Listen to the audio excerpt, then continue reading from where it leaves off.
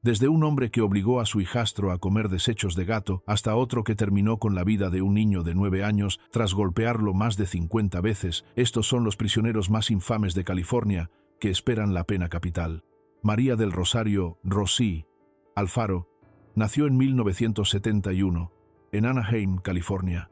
Su infancia fue inestable y difícil. A los 13 años ya consumía muchas sustancias ilegales. Llegó a tomar hasta 50 speedballs al día. A los 14, comenzó a intercambiar su cuerpo por dinero. Un año después, ya criaba sola a su primer hijo. Para cuando cumplió los 18, tenía 4 hijos y estaba esperando gemelos. ¿Y su comportamiento? Solo iba de mal en peor. El 15 de junio de 1990, Autumn Wallace, una niña de 9 años, estaba sola en casa en Anaheim. Esperaba a que su madre y su hermana regresaran del trabajo. Rosy Alfaro era amiga de la hermana mayor de Autumn. Conocía bien a la familia y pensó que la casa estaba vacía. Su plan era entrar, robar algunas cosas y venderlas para conseguir más droga. Autumn la reconoció y la dejó pasar cuando Rosy le pidió usar el baño. Una vez dentro, Rosy tomó un objeto afilado de la cocina y engañó a Autumn para que entrara al baño. Allí, la atacó más de 50 veces. Luego de quitarle la vida, robó varios objetos de la casa y después los vendió por $240. Su principal motivación fue conseguir dinero para alimentar su adicción. Más tarde, admitió que estaba bajo los efectos de drogas en ese momento, pero no había manera de comprobarlo. Su arresto ocurrió mucho tiempo después. Al principio, confesó durante una entrevista policial grabada, pero poco después su historia cambió. Alegó que un hombre desconocido la había obligado a hacerlo. En otras versiones, dijo que 2 hombres la llevaron a la casa de los Wallace y que uno de ellos la obligó a acabar con la vida de Autumn. A pesar de los constantes cambios en su relato, la escena contaba otra verdad. Se encontraron sus huellas dactilares dentro de la casa.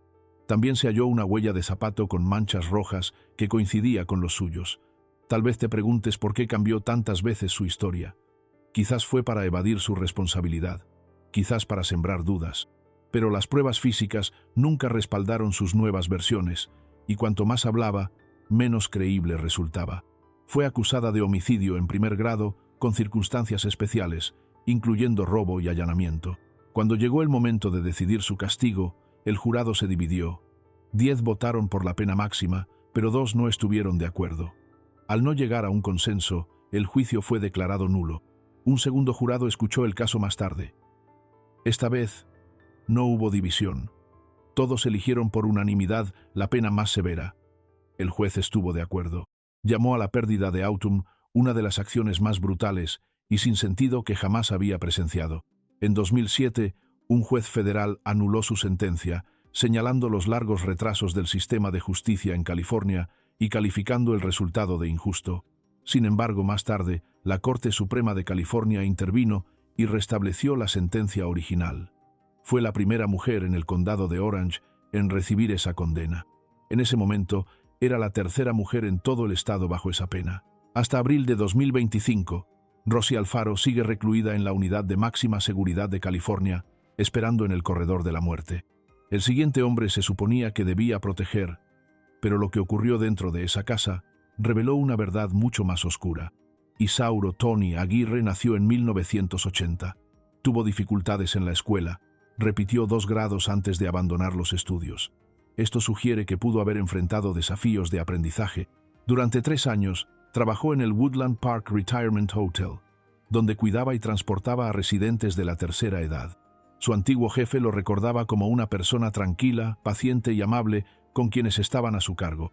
En octubre de 2012, Aguirre encontró un nuevo empleo como guardia de seguridad en ABL Private Security, en Palmdale, California.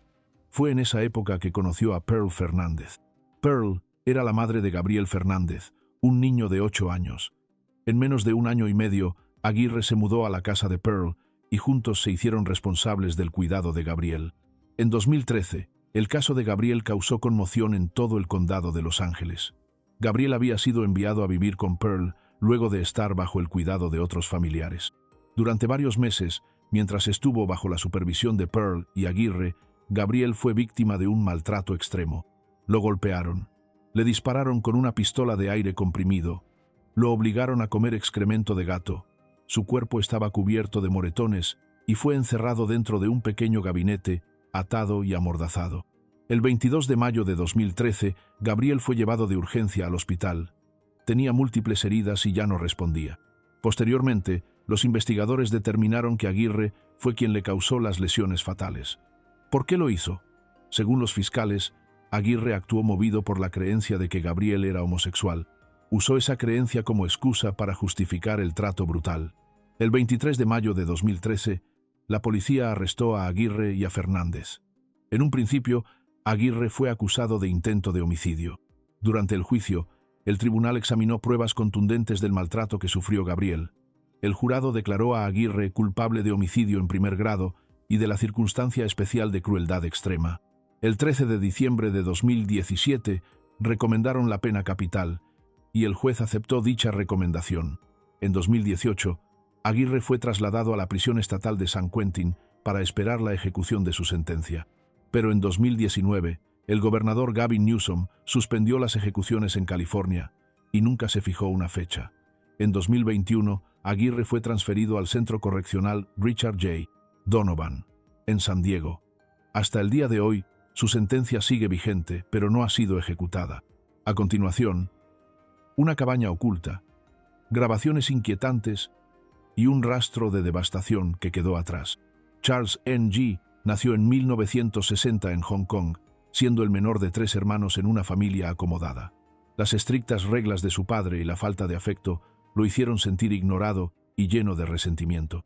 Durante la adolescencia, fue expulsado de varias escuelas por robo y mala conducta. A los 18 años, se mudó a Estados Unidos con una visa de estudiante para estudiar biología, pero abandonó después de un semestre. Luego se unió al cuerpo de marines de EEE-U, donde lo atraparon robando armas de una base militar. Enfrentando un juicio militar, escapó de la custodia en 1980 y huyó al norte de California. Fue allí donde conoció a Leonard Lake. Lake era un supervivencialista con creencias extremas. En la década de 1980, él y Charles formaron equipo. Juntos, atrajeron a personas a una cabaña oculta en el condado de Calaveras, California. En ese lugar aislado, usaron métodos brutales y personales contra hombres, mujeres e incluso niños. Terminaron con la vida de al menos 11 personas y filmaron lo que hacían. Cuando la policía finalmente registró la cabaña, encontró restos humanos, herramientas manchadas con fluidos corporales y un diario de 250 páginas que Lake había escrito. Ese diario detallaba cada paso con escalofriante precisión. En 1985, Lake fue arrestado por robar en una tienda. Poco después de ser detenido, se quitó la vida. Charles logró escapar a Canadá. Allí fue arrestado nuevamente por robo y por enfrentarse con un guardia de seguridad de una tienda. Durante años, los tribunales canadienses debatieron si debían extraditarlo. Finalmente, en 1991, fue entregado a las autoridades estadounidenses. Su juicio no comenzó hasta 1998, 7 años después de su regreso. En el tribunal, Charles causó múltiples retrasos, despidió a varios abogados y trató de defenderse él mismo.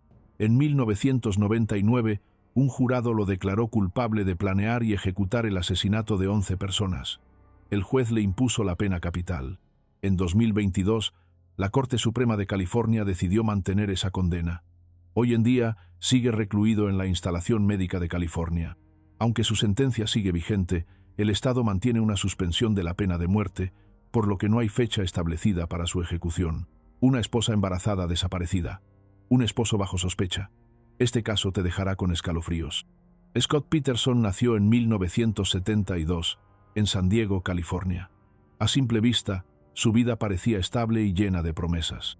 Era hijo único de Lee y Jackie Peterson, aunque ambos tenían hijos de matrimonios anteriores. Scott creció en un hogar estable y desde joven mostró pasión por el golf. En la secundaria, incluso compartió el campo con una futura estrella, el profesional Phil Mickelson. Tras graduarse, obtuvo una beca parcial para estudiar en la Universidad Estatal de Arizona. Pero no pasó mucho tiempo antes de que se transfiriera a la Universidad Politécnica Estatal de California, donde silenciosamente cambió sus planes de vida. Se graduó con una licenciatura en negocios agrícolas. En 1997, Scott se casó con Laci Rocha. Se habían conocido mientras él trabajaba en un restaurante en Morro Bay. Después de la boda, se establecieron en Modesto, California. Para 2002, Laci tenía 8 meses de embarazo de su primer hijo, un niño al que planeaban llamar Connor. El 24 de diciembre de 2002, Laci desapareció de su casa en Modesto. Scott le dijo a la policía que esa mañana había salido a pescar a la marina de Berkeley. A medida que las horas se convirtieron en días, la historia captó la atención nacional. Multitudes esperaban con angustia alguna señal de Laci o del bebé, pero al investigar más a fondo, el comportamiento de Scott empezó a levantar serias dudas. Los investigadores descubrieron que mantenía una relación con otra mujer, Amber Frey, una masajista de Fresno. Scott le había dicho que era viudo. Cuando se supo la verdad que aún estaba casado, el caso tomó un giro mucho más oscuro y complejo. En abril de 2003, se encontraron restos en la orilla de la bahía de San Francisco que fueron identificados como los de Laci y su hijo no nacido. Poco después, Scott fue arrestado. En ese momento, tenía el cabello teñido, varios teléfonos celulares y una gran cantidad de dinero en efectivo. Las autoridades creían que podría estar planeando huir del estado. Su juicio comenzó a principios de 2004. Había pruebas circunstanciales sólidas contra Scott Peterson, pero nunca se hallaron pruebas físicas directas que lo vincularan con la desaparición o la muerte de Laci. El caso se construyó principalmente sobre su comportamiento, las inconsistencias en su versión, el romance secreto con Amber Frey y sus extrañas acciones después de que Laci desapareciera, como vender su auto y buscar información sobre rampas para botes. Así que, el 12 de noviembre de 2004, el jurado lo declaró culpable por quitarle la vida a Laci y a su hijo no nacido. En 2005, el tribunal le impuso la pena capital. Scott fue enviado a la prisión estatal de San Quentin. Pero en 2020, la Corte Suprema de California anuló esa condena debido a errores en la selección del jurado. Un año después, fue sentenciado nuevamente, esta vez a cadena perpetua sin posibilidad de libertad. En 2022, fue trasladado a la prisión estatal de Mule Creek. Scott siempre ha sostenido que no hizo nada malo. En 2024, el Proyecto Inocencia de Los Ángeles aceptó revisar su caso, citando nuevos testimonios y análisis de laboratorio que podrían exonerarlo. Un juez autorizó pruebas de ADN en una cinta adhesiva encontrada en la ropa de Laci. Hasta abril de 2025, Scott Peterson continúa tras las rejas. El siguiente hombre tiene un historial de actos indescriptibles contra niños que aún hoy provoca escalofríos con solo oír su nombre. Richard Allen Davis nació en 1954, en San Francisco. Fue el tercero de 5 hermanos. Ambos padres tenían serios problemas con el alcohol, lo castigaban con dureza y discutían constantemente frente a él. Cuando tenía 9 años, sus padres se separaron. Entonces fue a vivir con su padre, un trabajador portuario con cambios de humor repentinos que lo trataba de forma violenta. Esta infancia difícil llevó a Richard a desarrollar un comportamiento problemático. Su historial delictivo comenzó en la adolescencia. A los 12 años, fue puesto en libertad condicional por irrumpir en edificios y falsificar documentos. Para los 15, ya lo había hecho varias veces y había abandonado la escuela secundaria. A los 17 años, enfrentó una decisión: permanecer en un centro juvenil o alistarse en el ejército. Eligió el ejército, pero salió después de 13 meses con una baja general. En los años siguientes, el comportamiento de Davis empeoró.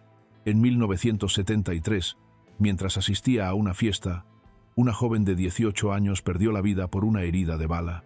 Las autoridades dictaminaron que fue una lesión autoinfligida, aunque Davis admitió más tarde que ese suceso lo había marcado profundamente. Solo un año después, en 1974, fue atrapado entrando ilegalmente a otro edificio. Recibió una condena de entre 6 meses y 15 años de prisión, pero fue liberado en libertad condicional tras solo un año tras las rejas. Sus actos dañinos continuaron hasta los años 90. En 1993, irrumpió en la casa de Polly Klaas, de 12 años, durante una pijamada, ató a sus amigas, les tapó la boca y se llevó a Polly. La mantuvo oculta durante toda la noche. En ese tiempo, intentó abusar de ella y finalmente la asfixió hasta quitarle la vida. Luego, dejó su cuerpo en un parque cercano. En su juicio, el tribunal lo declaró culpable. El Estado destacó su extenso historial criminal y la brutalidad del crimen. En agosto de 1996, el jurado le impuso la pena capital. Durante la audiencia de sentencia, Richard Allen Davis hizo un gesto obsceno hacia la cámara del tribunal. Luego afirmó que Polly Klaas le había dicho: «Solo no me hagas lo que me hacía mi papá», insinuando un abuso por parte de su padre. Esta acusación no tenía fundamento y nunca se presentó evidencia que la respaldara. El padre de Polly, Mark Klaas, se vio tan afectado por las palabras de Davis que intentó acercarse a él, pero fue detenido por los oficiales de seguridad antes de llegar. Su comportamiento en prisión también ha sido preocupante. En 2006 fue encontrado inconsciente en su celda tras ingerir una sobredosis de analgésicos. Sobrevivió. Los médicos le diagnosticaron trastorno de personalidad antisocial y trastorno de personalidad esquizoide. Estos diagnósticos reflejan su largo historial de causar daño a otros.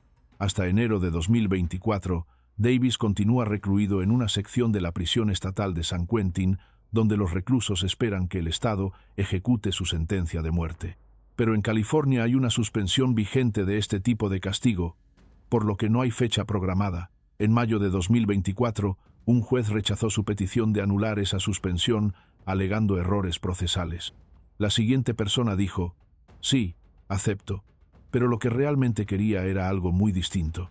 Angelina Rodríguez nació en mayo de 1968 en Rockaway, Queens, Nueva York, y más tarde se mudó a Montebello, California. Tras varias relaciones, en abril de 2000 se casó con José Francisco Frank Rodríguez, un maestro de educación especial. Poco después contrató un seguro de vida de $250,000 a nombre de Frank. No pasó mucho tiempo antes de que él comenzara a sufrir extraños problemas de salud. Angelina intentó acabar con su vida en varias ocasiones. Primero le mezcló en el té veneno hecho con adelfa. Luego aflojó la válvula de gas de la secadora, otro intento fallido. Finalmente vertió anticongelante en su bebida isotónica y Frank falleció el 9 de septiembre de 2000. Al principio, los médicos no pudieron explicar la causa, pero análisis posteriores hallaron toxinas en su organismo y revelaron mano criminal. Los investigadores descubrieron que Angelina sería la beneficiaria del seguro y revisaron su pasado. En 1993, su hija Alicia, de 13 meses, murió asfixiada con un chupón. Entonces, Angelina había contratado en secreto una póliza de $50,000 y más tarde obtuvo un acuerdo de $710,000 tras demandar al fabricante. En el juicio, la fiscalía subrayó ambas pólizas como prueba de un patrón motivado por el dinero. Angelina sostuvo su inocencia. Afirmó que Frank se había quitado la vida y negó responsabilidad en la muerte de su hija. En octubre de 2003, el jurado la declaró culpable de homicidio en primer grado con circunstancias especiales por ganancia financiera y uso de veneno. En enero de 2004 recibió la pena máxima y el juez afirmó no haber visto un corazón más frío en sus 20 años de carrera. Tras varias apelaciones, la Corte Suprema de California confirmó la condena en 2014. Una nueva audiencia en 2024 cambió su destino. La sentencia se redujo a cadena perpetua sin posibilidad de libertad condicional, porque el fiscal decidió no volver a pedir la pena capital al considerar deficiente la defensa original. Pero ¿qué sucede cuando un respetado educador lleva una oscura doble vida? Vincent Brothers nació en 1962 en Bellport, Nueva York. Trabajaba como subdirector en la escuela primaria John C. Fremont en Bakersfield, California. Obtuvo su licenciatura en la Universidad Estatal de Norfolk y luego una maestría en la Universidad Estatal de California en Bakersfield. Su carrera profesional parecía estable, pero su vida personal estaba llena de conflictos. Pasó por varios matrimonios y tenía antecedentes de violencia doméstica. En 1988 se declaró culpable de un delito menor por agredir a su esposa. Pasó 6 días en la cárcel y fue puesto en libertad condicional. Su segundo matrimonio terminó en divorcio en 2001 por infidelidades. Sin embargo, volvieron a casarse en enero de 2003. El 6 de julio de 2003, tras regresar de la iglesia, Joanny Harper, su madre Ernestine, 70 años, y los 3 hijos de Joanny Márquez, 4, Lindsay 2 y Marshall, de solo 6 semanas, fueron encontrados sin vida en su casa de Bakersfield, con heridas de bala. No faltaban objetos de valor, lo que indicaba que el agresor conocía a la familia. Los exámenes médicos confirmaron que las muertes ocurrieron después de la 1 p.m. de ese domingo. Brothers había dicho a los investigadores que había viajado en avión a Columbus, Ohio, para visitar a su hermano Melvin. Pero la policía descubrió que en realidad había rentado un auto, conducido más de 3,0 kilómetros hasta Bakersfield, cometido los asesinatos y luego regresado a Ohio. Entomólogos forenses hallaron insectos en el coche que solo se encuentran en la costa oeste, lo cual contradecía su versión. Además, el odómetro del vehículo confirmaba el extenso recorrido. En mayo de 2007 comenzó el juicio. Tras escuchar el testimonio de 137 personas, el jurado lo declaró culpable de 5 cargos de homicidio en primer grado, con circunstancias especiales por tratarse de múltiples víctimas. La fiscalía argumentó que sus fracasos matrimoniales y sus múltiples infidelidades fueron su motivo. El 27 de septiembre de 2007 fue condenado a la pena máxima. Desde entonces, permanece recluido en la prisión estatal de San Quentin. El próximo hombre dejó un rastro de terror gracias a lo que su ADN reveló junto a una autopista de California. Ivan Jerome Hill nació en 1960 y en Los Ángeles, siendo el segundo de 5 hermanos. Cuando tenía 7 años, su padre le disparó a su madre con un rifle calibre .22. Ella sobrevivió, pero quedó gravemente herida. Su padre fue enviado a prisión y su madre luego se divorció de él. Con ambos padres fuera de su vida, Hill asumió la responsabilidad de cuidar a sus hermanos menores. Creció en Pomona, California, y asistió a la secundaria Pomona High School. Se destacó en deportes y mostró cualidades de liderazgo. Incluso llegó a ser capitán del equipo de fútbol americano. Pero en 1978 todo cambió. Hill cayó en el consumo de sustancias y comenzó a involucrarse en actividades delictivas como el robo. Su primer encuentro con la ley ocurrió en 1979, a los 17 años. Se unió a un grupo que cometió un robo en Glendora, California. Durante ese delito, su cómplice, Benson Myers, acabó con la vida de un empleado de tienda. Myers fue condenado a cadena perpetua. Hill, por ser menor de edad y cooperar con los investigadores, recibió una pena más corta. Sin embargo, al salir volvió a involucrarse en delitos y regresó a prisión. En 1993 fue arrestado nuevamente y condenado a 10 años. Entre 1986 y 1994, el comportamiento de Hill se volvió mucho más agresivo. Se le relacionó con al menos 9 casos en los que mujeres de unos 30 años fueron asfixiadas y sus cuerpos abandonados a lo largo de la ruta estatal 60 de California. Ese patrón hizo que lo apodaran el estrangulador de la autopista 60. Nadie sabe con certeza por qué lo hacía. Aunque su infancia difícil, sus problemas de adicción y posibles trastornos mentales probablemente influyeron. Pasaron años sin respuestas. Pero en 2003, mientras Hill cumplía condena por robo, pruebas de ADN lo vincularon con esos crímenes del pasado. La policía lo arrestó y lo acusó de 6 cargos por homicidio ocurridos entre 1993 y 1994. En el juicio, sus abogados hablaron de su juventud problemática, pero el jurado igualmente lo declaró culpable. El 2 de enero de 2007, Hill recibió la pena máxima. Desde 2006, California mantiene una suspensión de las ejecuciones, por lo que su sentencia no ha sido ejecutada. Hoy, Ivan Hill permanece recluido en el Centro de Atención Médica de California en Stockton. Su condena sigue vigente mientras el Estado continúa con la pausa de las penas capitales. Cuando la ira, la adicción y la desesperación se mezclan, el resultado puede ser impensable. ¿Pero puede el amor de un padre sobrevivir al control de la adicción? En el siguiente caso, la respuesta es devastadora. Ramón Bojórquez Salcido nació en marzo de 1961, en Los Mochis, Sinaloa, México. El 14 de abril de 1989, Salcido recorrió la región vinícola de California, dejando un rastro de destrucción en tan solo 3 horas. Estaba bajo los efectos de sustancias ilegales en ese momento. Todo comenzó en su casa, donde quitó la vida a su esposa, Ángela Salcido, y a 2 de sus hijas, Sofía, de apenas 4 años, y Teresa, de solo 22 meses. Una tercera hija, Carmina, de 3 años, resultó gravemente herida, pero milagrosamente sobrevivió. Fue hallada con vida junto a los cuerpos de sus hermanas. Pero Salcido no se detuvo ahí. En Cotati, atacó a su suegra, Marion Richards, junto con las 2 hijas pequeñas de ella, Ruth, de 12 años, y María, de 8.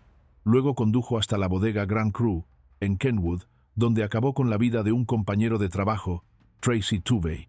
Más tarde, Salcido afirmó que creía que su esposa tenía una relación con Tuvey, aunque los investigadores no encontraron evidencia de ello. Lo que sí descubrieron fue un historial de problemas. consumo de nieve blanca, dificultades financieras graves y una demanda por manutención de hijos no pagada de una relación anterior. Como el caso atrajo gran atención mediática, el juicio se trasladó fuera del condado de Sonoma. El 30 de octubre de 1990, el jurado lo declaró culpable. El 16 de noviembre del mismo año, el juez le impuso la pena más severa disponible. Salcido no mostró ninguna emoción al oír la sentencia, aunque uno de los miembros del jurado rompió en llanto. Actualmente permanece en la prisión estatal de San Quentin, en la unidad reservada para quienes enfrentan las condenas más duras. Años más tarde, su hija Carmina escribió un libro titulado Not Lost Forever, My Story of Survival, donde relata cómo logró sanar tras aquel terrible día. El 30 y 1 de agosto de 1984, Cox y otros 2 miembros de una pandilla fueron a la casa de Ebora Alexander por error. Su verdadero objetivo estaba 2 puertas más abajo. Al abrir fuego, quitaron la vida a 4 miembros de la familia. Ebora Alexander, de 59 años, su hija Dietra Alexander, de 25, y sus nietos Damon Bonner, de 6 años, y Damani Garner Alexander, de 12. Otros 2 familiares lograron escapar y llamaron a la policía de inmediato. Cox y Horace Edwin Burns fueron arrestados poco después. Las autoridades identificaron a Cox como uno de los tiradores y a Burns como el vigilante que esperaba afuera. Más tarde, Darren Charles Williams fue señalado como el segundo tirador. Aún se debate qué motivó realmente el ataque. Algunos informes aseguran que el blanco era una mujer involucrada en una demanda contra un club local y que Cox y Burns aceptaron realizar el crimen a cambio de $60,000. La defensa de Cox alegó que él actuó bajo presión de miembros mayores de la pandilla. En 1986, un jurado lo declaró culpable de 4 cargos de homicidio con circunstancias especiales. Como hubo múltiples víctimas, se recomendó la pena máxima. El juez estuvo de acuerdo.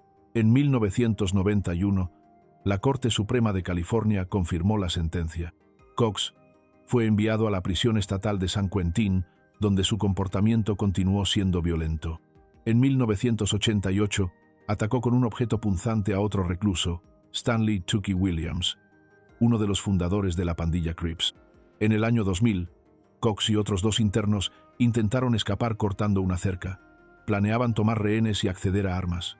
Los guardias lograron detenerlos antes de que salieran. Ese intento de fuga obligó a las autoridades a enfrentar problemas de seguridad que por años habían afectado a San Quentin. Las acciones de Cox y la tragedia de 1984 dejaron huella en la comunidad. Kermit Alexander, exjugador de la NFL y familiar de las víctimas, se convirtió en defensor de la reforma judicial. Escribió un libro donde expone el impacto que tuvo el crimen en su familia y en la sociedad.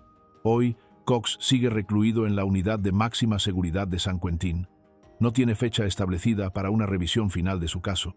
Desde 2006, California mantiene una pausa en la ejecución de la pena capital debido a desafíos legales y debates éticos. Algunos sostienen que casos como el de Cox merecen una nueva revisión. Kevin Cooper nació con el nombre de Richard Goodman el 8 de enero de 1958 en Pittsburgh, Pensilvania. A los 2 meses fue llevado a un orfanato y a los 6 meses fue adoptado por Melvin y Esther Cooper, quienes le cambiaron el nombre a Kevin. Su infancia fue difícil, sufrió maltrato físico en casa y huyó en varias ocasiones. Siendo adolescente, pasó tiempo en centros de detención juvenil. El 4 de junio de 1983 ocurrió algo terrible en Chino Hills, California. En la casa de la familia Ryan, alguien utilizó un objeto filoso para atacar a Doug y Peggy Ryan. También fueron víctimas su hija Jessica, de 10 años, y su vecino Christopher, de 11. Solo Joshua Ryan, de 8 años, logró sobrevivir, aunque con heridas graves. 2 días antes del ataque, Kevin se había fugado de la institución para hombres de California, donde cumplía una condena por robo. La policía lo encontró escondido en una casa cercana, lo arrestó e inició la investigación de lo ocurrido en el hogar de los Ryan. Cerca de la escena, los investigadores hallaron varias pruebas: una camiseta beige manchada de rojo, una funda de hacha y huellas de calzado que coincidían con los zapatos asignados en prisión. Pruebas posteriores confirmaron que había fluidos corporales de Kevin en la camiseta, que se creía había sido usada por el responsable. También se encontraron colillas de cigarro en el auto robado de la familia, las cuales coincidían con Kevin. Esta evidencia física se volvió clave en el caso. Sin embargo, la defensa argumentó que la investigación tuvo fallos. Señalaron que las autoridades ignoraron pistas sobre 3 hombres que supuestamente fueron vistos cerca de la casa esa noche. También expresaron dudas sobre la manipulación y preservación de las pruebas. El Estado sostuvo que Cooper actuó solo. En 1985, Kevin fue llevado a juicio. El juez y el jurado escucharon las pruebas de ADN y los testimonios. Kevin declaró que era inocente y que había sido víctima de una trampa. Aún así, el jurado lo declaró culpable de los 4 homicidios y también del ataque que Joshua logró sobrevivir. El tribunal le impuso la pena más severa bajo la ley. Con los años, sus abogados solicitaron nuevas pruebas. Creían que análisis de ADN más avanzados podrían demostrar su inocencia. En 2021, el gobernador Gavin Newsom pidió una revisión independiente del caso. Ese equipo concluyó que la evidencia contra Kevin era extensa y concluyente, y estuvo de acuerdo con el veredicto original. Hasta abril de 2025, Kevin sigue bajo esa condena en el Centro de Atención Médica de California, en Stockton. Lleva más de 39 años detenido y es una de las personas que más tiempo ha pasado bajo pena de muerte en el estado de California.